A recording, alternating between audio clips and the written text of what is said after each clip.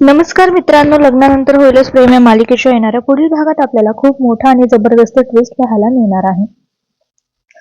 तर पुढील भागात पाहायला मिळतंय की आता रम्याने तो पेनड्राईव्ह तिच्या मैत्रिणीच्या भावाला दिलेला असतो. तो हॅकर असतो आणि तो आता सगळं सीसीटीव्ही फुटेज रिकव्हर करून रम्याला परत देणार असतो.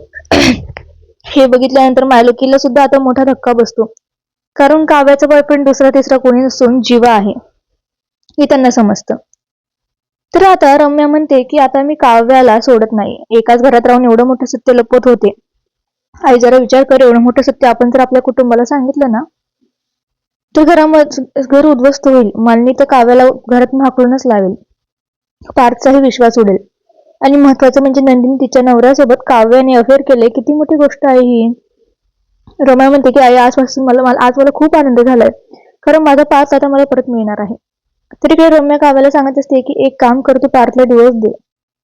काव्य आता पार्थला डिवोर्स द्यायला तयार होते, कारण तिला हे सत्य लपवून ठेवायचं असतं. पार्थला आता धक्का बसतो की सगळं काही व्यवस्थित असताना अचानकपणे काव्य आपल्याला डिवोर्स का देत आहेत. रम्याने काव्याला आता पूर्णपणे ब्लॅकमेल केलेलं असतं की जर तू पार्थच्या आयुष्यातून निघून नाही गेली तर मी नंदिनीला सुद्धा हे सत्य सांगणार. मग तू विचार कर, मामीला, पार्थला, नंदिनीला कळलं की तुझा बॉयफ्रेंड जीवा आहे तर किती मोठं संकट येईल.